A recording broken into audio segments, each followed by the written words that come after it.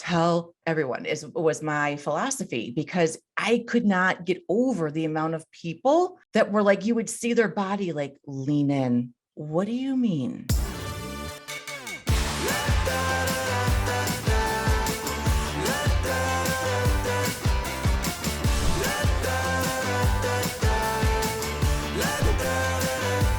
Do you ever come across a coaching program and wonder how they sold it, why they built it, and what life looks for them day to day? From that very first client to the 10th, 100th, and 1000th client, I want to know all the details. I'm Michelle Rockwood, and I teach life coaches how to sell their coaching for thousands, without scripts and with your entire heart and soul. Join me as we deep dive behind the scenes into some of the world's most successful coaches, from 25,000 to 25 million and everywhere in between. Hey everyone, and welcome. Michelle Rockwood here. I am so excited to introduce you to Laurie Juszkiewicz today. She is a manifesting and money coach who combines her magical woo energy with practical and tangible steps as she guides her clients on a journey inward to discover how they can become financially free from the inside out. She's a body-mind method coach, and she uses body-mind method as a tool to help uncover your internal beliefs about the internal alignment of the relationships that coexist between you and the energy of money. Hell yes. Welcome, Laurie. I'm so excited to have you here today, and I'm wondering what we're going to manifest in this time together. Awesome. Hi, Michelle. Thank you so much for having me. Thank you for being here. And I want to dive right in, Laurie, and I would love if you would just tell everyone, what do you do? Okay, so we heard your bio, we get it, but on a day-to-day basis, what do you do and how do you help your clients? Love that question. So I think first and foremost, what I help my clients do and how it ties into money, manifesting, and all of this is the behind the scenes work around habits, patterns, beliefs, how we feel about money, what shows up in the nitty gritty day to day. And because money is energy and it's interacting with our energy, what is that conversation that's happening? Like, I like to call it like under the covers, right? Like where we don't always see. And, and we get to peel those covers back and let's look at those things that are happening every day. Like you're going to the store and you're making purchases. I want to know all the things, because this is where we really uncover the energy and the feelings that are coming from as you're spending money, as you're receiving money, as you're manifesting your goals, dreams, and desires. Are you asking for what you want? Like, what are you bumping into? Because that's like the nitty gritty that I love to get into. And that's really where that real deep internal work is. And as that shifts and you start to shed those layers of all of those old habits, patterns, beliefs, neural pathways that are no longer serving you, boom, money just shows up. And the fun thing with manifesting is, and with money is that you don't have to have it all figured out first. It's like, as you're going and navigating on this journey, freaking money shows up all over the place. That's fun. How did you get into this? How did you realize that this was your niche? We've been talking about niches a lot here on How I Sold It. So how did this niche find you, or how did you find it? Oh my gosh. It's like a long twisty journey, but like it's like so good. But how I got here was, one day my husband and I were walking around downtown Buffalo, and my husband is just so light, right? Like his energy is just so light and just so carefree. And it's just like, yeah. And I started noticing like how like my energy was like a bit heavier than his, and like, that's not the way it works, and like we were walking around downtown Buffalo one day and money started falling from the sky, like $100 bills. Right. And I'm like, I see my husband like leaping to grab this money. And I'm like, where is this coming from? And like, we're searching, like, did somebody drop their paycheck? Like, what did you do? Like, this is before debit cards. Right. So it's like, what happened? And we're like searching, like, who does this money belong to? And there was no one there. Right. No one was answering, responding. He collected $800. Right. And this was like the first invite to me realizing, wait a second, there's something else that's happening here. And then it deepened even more when my husband would be like, oh, I really like that house. Or like, what would it be like to live in that house? Right. And then that very house came on the market. It didn't even come to the market. Like the person came to our house and said, do you want to buy my house? Right. I started noticing that there is so much more happening that like we're not aware of on a conscious daily level until you see these little synchronicities, these serendipities show up in your day. And then you're like, oh, there's so much more here to tap into. And that's what I'd love to teach women to do. Like, let's tap in, like this support is there for you too. And I want you to have it, right? Like, I'm going to show you and teach you and all the things. So it's so fun. This is badass. This is incredible. Did you figure out what, like, I need a little bit more about this story. Like, were you walking under a bridge and somebody had just walked out of a bank, or did you ever get to the bottom of it? We never got to the bottom of it. And, and this is the thing with receiving, right? Because like so many people would be like, this is like where my receiving would have been. Like, I don't know, like, this is where we were searching, like, whose money is this? Like, right. Like trying to give it back, like, but no, we were walking, no banks around, no stores, no gas stations. We were in front of our city hall. Right. And there's this big circle. The only building other than City Hall, which we were like 50 feet from, so it's like, it wasn't even by a window, was like this parking ramp. And like, we were searching, all the things, nobody. So yeah, it was really cool. And it still continues in this day, not so much falling from the sky, but like I'll get checks in my mailbox, pretty regularly. So it's so absolutely funny. Incredible. Yeah. Laurie, so I know your coaching has evolved and I want to talk about how it started in the beginning or what it looked like. But today, now, do you typically serve clients for a month, 2 months, 6 months? What do your containers of support look like today for clients? Oh my gosh, love this. Such a good question. So I started at the beginning with like 6-week containers, right? Like, let's make it easy peasy. And then I started realizing the depth of the work, and like so much can happen in those 6 weeks, but like where my brilliance was going was, oh, let's stick together longer. So I started offering 3-month containers, and then 6-month containers, and then sometimes full year containers, just depending. So yeah, it's evolved. And when I started coaching, I was actually supporting people around stress and overwhelm. It's so funny, like where you start isn't necessarily where you end up. And this is the journey and the process that gets to evolve. That's so true. That's why I'm like, hold off on the website. I made the mistake. We all made the mistake, but just slow your roll before you spend thousands of dollars in 6 months crafting the perfect website, because there will be tumbleweeds in the future when you move on to your next offer. What becomes your final offer, your niche that finds you. In your case, is it niche or niche? I keep going back and forth. We're going to call it niche. I call it niche. Yeah. Literally, it found you. It fell from the sky. Now, Laurie, you're, I don't know if you call yourself this, but really like a serial entrepreneur. You had multiple businesses before coaching found you. Can you speak to that and why? I don't know if it's fair to say that you blew it all up, or the dramatic shift happened for you. What did your business look like before coaching? Oh my gosh. Yeah. So before coaching, I was a massage therapist. I worked out of 4 locations, right? Like my business, grew and grew. Started with 1 location and that was booked, right? And I'm like, well, I need to be offering more days. And then people were like, oh, like my clients, can you come out here? Because when I'm out here on this day. So I was like, sure. So I rented a second space, right? And it expanded from there until I was going to all of these locations. And I was a massage therapist. I worked on, people's, trigger points, spots, pain. And this was, what I did. And I booked myself solid. Like there was no more days in the week. I was super successful, right? Like people would share, like, you're the most successful massage therapist we've ever had in here and rented space to. Wow. And I was like, that's amazing. Right. And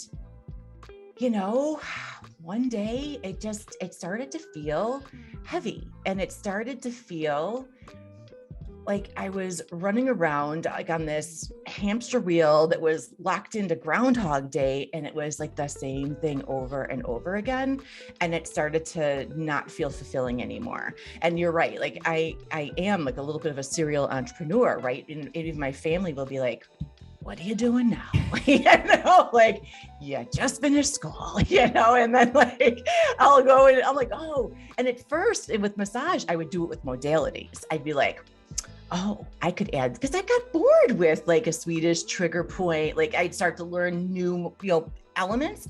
And then I'm like, well, let me learn new modalities. And then I started learning cupping, and then I learned how to do pregnancy massage, and then I'm learning how to do this. And then I got bored again. And so that's when I came across coaching, because like I shared before, like stress and overwhelm was really where I started. And that's what I was seeing in my massage clients. And then is when I brought in the coaching piece, and I was like, oh, this is a whole other level to stress and overwhelm and pain.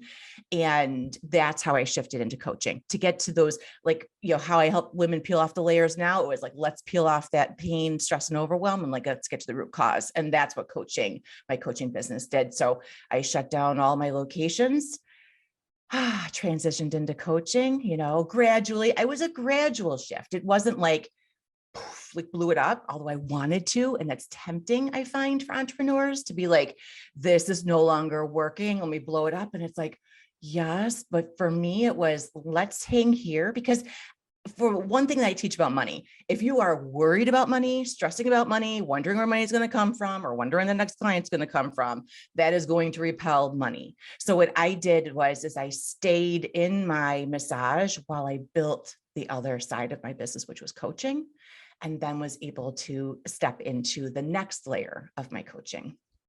I love the point that you made about don't break it yet, because that scarcity, when you need the money, they can sense it. It's the worst thing in sales when you need the sale. When you don't need it, that's when all the people come, because you have this really, really light energy about you. So now you mentioned that your first clients came from massage. Is that right? Yes. Mm-hmm. Can you speak to that? Because there's so often when someone goes through a coaching program, they think the only way to get clients is marketing, Facebook posts, strangers. They actually don't want to sell because they're scared. And I get it 100% to the people that are right around them. Can you speak to those very first clients that came in? Yes, those very first clients were my massage clients. And it was because I knew them, and this is the big thing, that connection was already there with them. We had been together for a period of time. I understood where they were. They knew me, like that know, like, and trust was already established, right? And so it was that almost like the next logical step of like, hey, I've got this thing. You've got XYZ, I can help you with that. Do you want to learn more? And it was like, oh my gosh, yes. And what would that look like? And how could we do that? And then they were super excited when it could be added in with their already, wonderful massage, so that was, my first coaching clients were my massage clients. I remember them and still keep in touch with them to this day, and oh, go ahead. Do you remember what you sold your first program for? My first container was 3 months, and it was $997. Nice. That's pretty good. I love it. Yeah. Do you remember what it included? It was weekly, every 2 weeks, touch point that they would come in for their massage, come in for the coaching conversation. And then if I saw something that they needed help or support with, like say like values or like learning about their intuition, connecting, that I would support them with recordings or PDF or a meditation. And so that we did that, the homework. Cool. Yeah. And then unlimited email support. And what was funny? She didn't like to email, and she didn't like the module thingies that I sent. She just wanted to talk. So it's like we can tend to overcomplicate things sometimes, right? Yeah, absolutely. And now that you described that container of support, $997 was a complete steal, right? Yeah. Wow. Mm-hmm. Yeah. So Laurie, how did you shift how your clients saw you? Because I suspect that some of the fear around not selling to those people that are right around you is because you think, oh, they would never see me as that, or I could never charge them thousands because they see me as X, Y, and Z. Mm-hmm. Yeah, it's so true that there is this, you're like, you're seen as the, like, for me, I was seen as the expert. Like they came to me, and it can be a little scary of like, I'm figuring this out. I'm not sure. Right. And this is, and you bring up a really good point of, the people like that I thought would never be interested were the people that signed up. Like it was amazing to me. So it's almost like just share it with everybody. And that's what I did. And I'm so grateful to my yester self that I shared it with everybody, because had I listened to my judgments, I would have probably lost out on several clients and the confidence that came from starting. So yes, like it can feel, I remember it feeling like, gosh, when you're starting something new, you are going to fumble I used to say and describe it was like I had to like pick up my tongue and move it, because I would just stumble over my words and stumble over what I was trying to say. But that's part of the process for me. That's and I did it anyway, even though it was scary and a little bit intimidating to go into those uncharted waters. We always say, and we always teach that your job is to present the opportunity, not to get in somebody else's head and decide what they will and will not pay, how they will show up, what it is that they want. And it sounds like you did that really, really intuitively right from the get-go. How did you, like, what did it look like in practical sense? What does share it with everyone mean? The people who are all around you that you're like, I don't think that they would understand, like, I don't think that they would want what I'm offering, right? Like, and then, so let me put it this way. I'm going to share a story. So I started carrying my phone and my Stripe credit card thingy with me, and I would bring it everywhere. So if I was at a picnic, we would be talking about, they're like, what do you do? Everybody asks, what do you do? And like, these were people that I knew. Sometimes I didn't know. We'd be meeting a new person at a barbecue, but, and they'd be like, what do you do? And that's when I would just share, tell everyone was my philosophy, because I could not get over the amount of people that were like, you would see their body, like lean in. What do you mean? And then they'd ask more questions. Wait a second. So are you, and then they would interact, and I remember these three ladies, and all three of them were sitting next to me. They turned. I feel like that. And I'm like, oh my God, it was just from, you never know where you're going to be, and take that credit card, swipe it through, and like, see you on Monday. Oh, I love it so much. And it sounds like totally, to new coaches, they're like, this is crazy. Like, this doesn't really happen, but we're here to tell you that it does. Like, in line at the bank, in getting your hair done, in yoga class, when you are, people go, oh, is it luck? Is it luck? No, I'm just ready. Like, I'm ready. Like, I have the machine with me. You don't need to carry around a machine, but you totally get the point. Yes, 100%. Yes. Oh, and it remind me of another story of like the woman in front of me. Like, I didn't end up selling her anything, but in the grocery store, and she kind of had a mini meltdown, and I just it was this deep breathing, for her. And she looked at me and she's like, I'm sorry. I didn't mean that, and it was just like, so, and then I walk out into the parking lot, and the guy next to my car saw my little magnet on the car, and he's like, tell me more. Right. Like, he waited for me to come out of the grocery store, so it's like these conversations happen in the most amazing, beautiful, and serendipitous ways. And you get to have them now. Hey there, my heart-centered coaching friends. As a sales coach, the most common question I get is, how do I overcome the money objection? And I get it. Helping clients understand the value of your coaching takes practice. So, in response to your request, I created a super amazing mini training just for you. But it's not what you think. It's going to forever change how you look at objections and buying questions. I've even created a cheat sheet just for you to help you set the stage for a yes before you even say hello.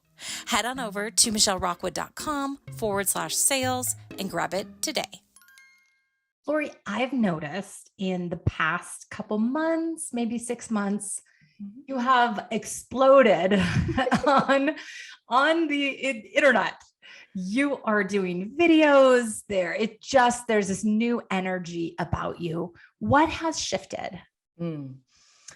Yes. So what has shifted is really this desire to step into being seen, and when I say that, it's wanting in this deep desire to help as many people. And it's the reframe that has come through for me is the marketing being on Facebook, being on Instagram, like whatever the platform is another way of having this conversation. It's like I'm at Aldi's. It's like, which is that grocery store. It's like I'm at a picnic, at a barbecue, right? Like it's this conversation and picking out those pieces that speak, right? That really resonate and land. And like this deep desire of like how you shared, just, I'm ready. Let's go. We're doing this and the time is now. And so it's been, and I think the other thing that shifted too was I've been experimenting with what it is in the way that I love to share. So, I've tried webinars, right? I'm like, I'm not really a webinar person. And then I tried slides and more person to person things. And I'm like, no, that's not really me either. And then now what I'm finding is I love video. I love video. I love interacting and I love building community and I love connection. So bringing those two of my values of, well, three, because one of them's money, but money, connection and community and building that has been the shift that I've experienced. And that it's just and then you just step out and go in and do, and it's fun. It's fun. Oh, yes. Laurie, one thing that I'm so I'm high-fiving you for is this lightness and beauty and inspiration around money and making money and speaking this way about it, especially as a woman. Mm-hmm. Is that important to you? Do you have a bigger mission here as far as teach as far as empowering women to love money, to accept it? Money is good. It does amazing things. The lights on, the computer in front of us, the microphone in front of me. So much good. Mm-hmm. Yeah. Money is opportunities. Money is choice. Money amplifies your ability to give. Money is receiving. It's this, and this is why and I know as women, we're naturally wired to want to give and help and support. And that's wonderful. And there are other ways as well as, being a loving, nurturing, kind person. And you can also do that with money.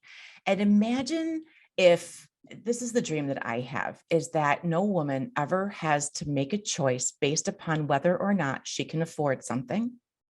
The choice is simply, do I want this? That's it. The money is already there. It's not even something that gets to be considered. Because how many women are able to make choices based on what they want, or is it actually based on their financial situation, that bank balance? And that is what I am passionate about, not even having an issue anymore of I've got the money. Do I want this?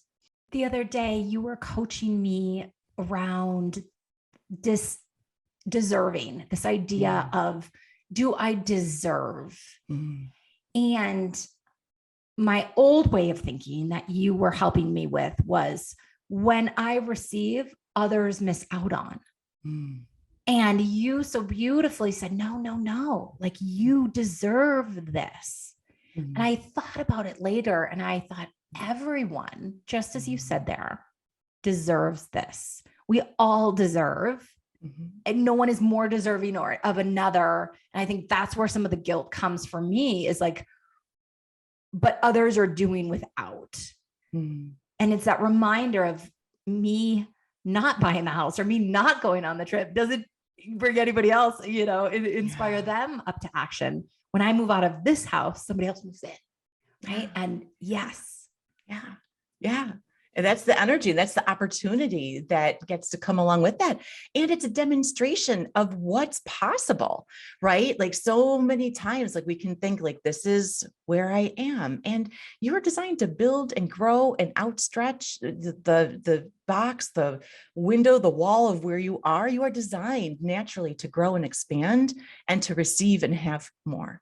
You are naturally deserving of that. That is the next level, right? That is the next level that you get to grow and expand into. One thing I love about you, Laurie, is your honesty. And it's a quality I like in myself as well, is just this non-bullshit approach to things in life. And you said to me the other day, you know what, Michelle, this coaching thing is really up and down.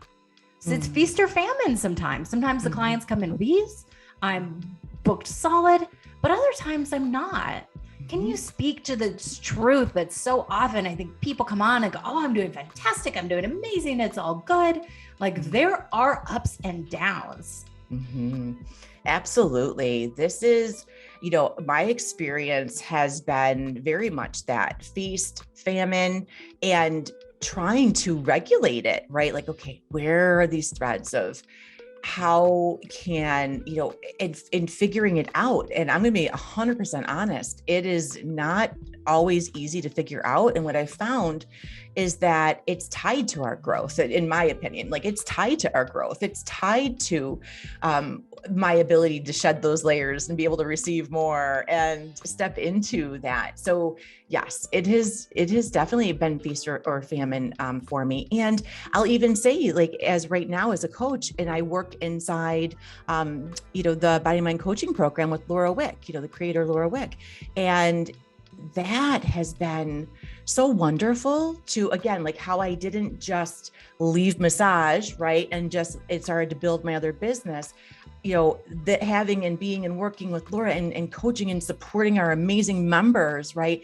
It is so amazing. And it also helps me to have that income coming in so that I can then go and expand my practice at the same time. It's so beneficial for me to do that.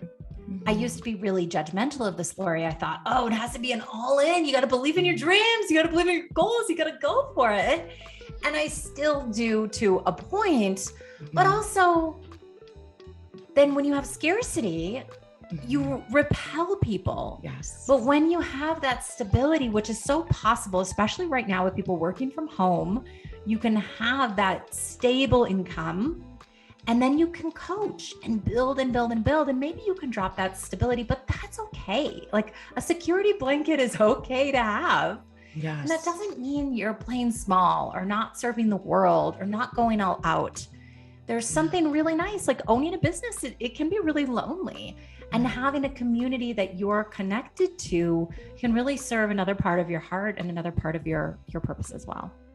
I love that you shared that, because it's like having the best of both worlds, and you get, I love like the people that I work with in community. And I think I shared this like maybe a year ago of like I would love to be because we're all in different parts of the country. I'm like, can we just have an office for like a day, where we all come together, because like I work with such amazing women, Michelle, you are one of them. And it's like, yes, like so you get that connection and, like you said, being an entrepreneur is like, yeah, sometimes it can be a little bit lonely. So I am totally a yes. And how can you have both, right? As you're making your way through. So I love that.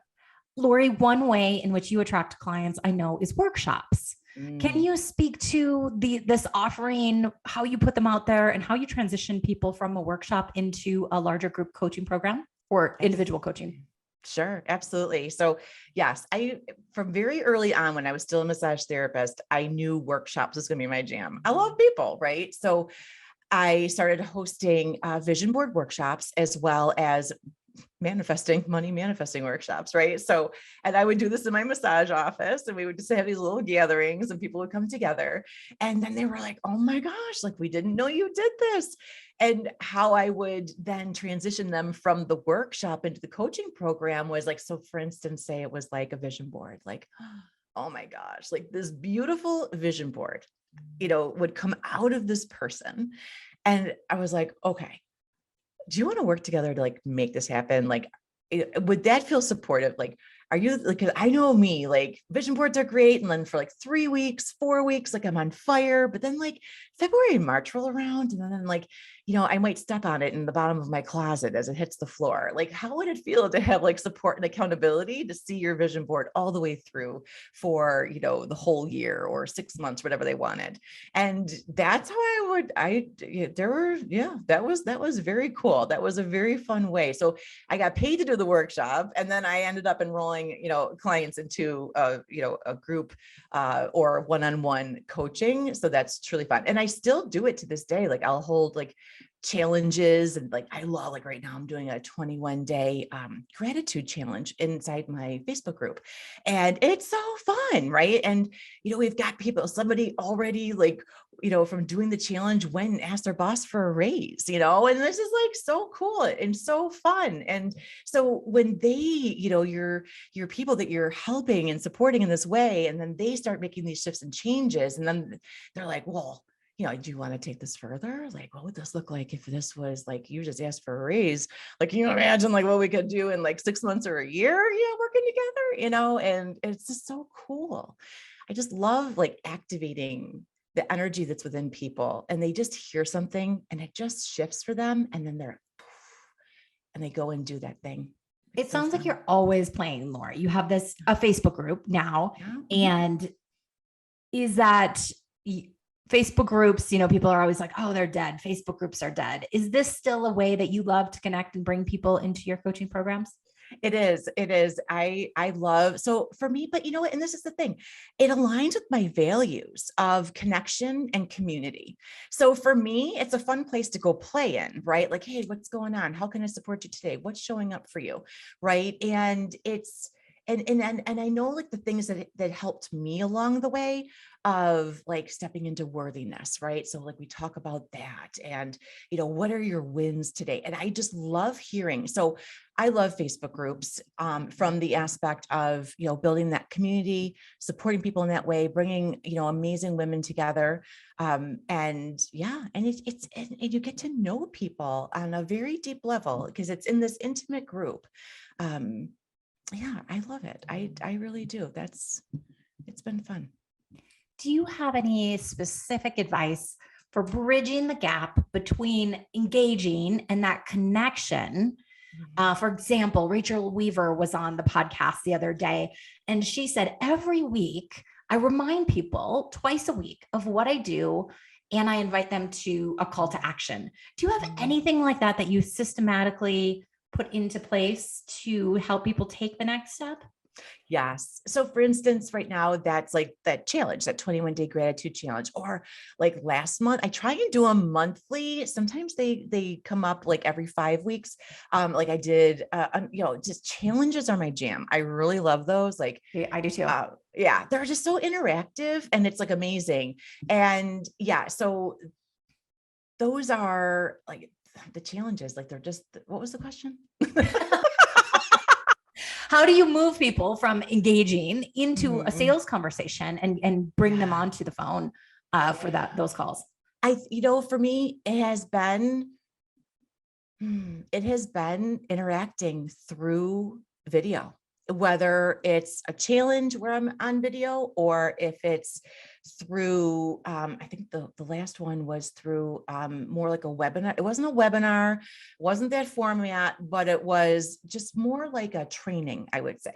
And so, and you'll find that like people reach out in the chat box and they just start asking.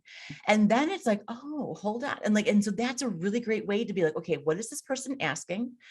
Do I have an offering that would support them with that? Sometimes, Michelle, it might be like a freebie that I have. Hey, let me so I could bring them into the email list, get them into my lovely nurture sequence where they hear from me 3 times a week, right? And, and share that way. Yeah, 3 times. I love 3 times. It works. 3 emails a week. 3 emails a week. Mm-hmm. Wow. Yeah. That's a lot. It is, but I love it. And my people love it. And I've got like almost a 40% open rate. So really, how do I get on the list? I want it. Oh yeah. Oh, well, which freebie do you want? I've got, so that's the other thing. I love making resources and, they're freebies, but they're amazing resources. So I'll do like, 10 ways to lovingly say no so you can enforce your boundaries without feeling guilty, or I have like your money making mantras. That's one of my favorite ones. I don't know, like those. So I'll just be like, what do I have that this person needs? Or like 5 steps to declutter your brain, and like, that's how and people love them. And they're like, oh my gosh, this is so helpful. So that's another great way that I get people into my sphere where I can nurture them, share blog posts, when I'm doing these challenges. I invite people to refer their friends. Hey, do you want to bring a friend with you into this challenge? Because like, I don't know about you, but by like Wednesday, if we start Monday, Wednesday, I'm going to be like, I'll do that tomorrow. So grab a friend, bring them in, right? Let's do this together. And it's like, because again, that connection in that community, I just love it. So, and people do it and they're like, okay. And then they bring their friends and it's cool. Laurie, you are such a breath of fresh air. And I just want to be in your presence. I want to be in your community. I want to get those emails. I want to watch more of your videos. I watch them all the time. I don't know if you see me liking or commenting, but I love them so much. And I have 2 more. I'll get questions. you on the list. Okay. I'll Get me on the list and everyone else share with us Okay. where we can all get on. Okay. I have 2 more questions for you. And one is, what advice do you have to new coaches? And let's assume they did not go through the body mind coaching program with Laura Wick, because you're set, you're good to go there. But what are the first things that you think people should focus on after they get the certification? I am, of course, biased. I'm like, learn that damn sales conversation, because you're not going to be confident to show up if you're not ready for the next step. You're not going to invite somebody to a call if you don't know how to host it and enroll somebody and onboard them into your program. Yeah. What do you think needs to happen? The top 3 things for new coaches. That's a really good question.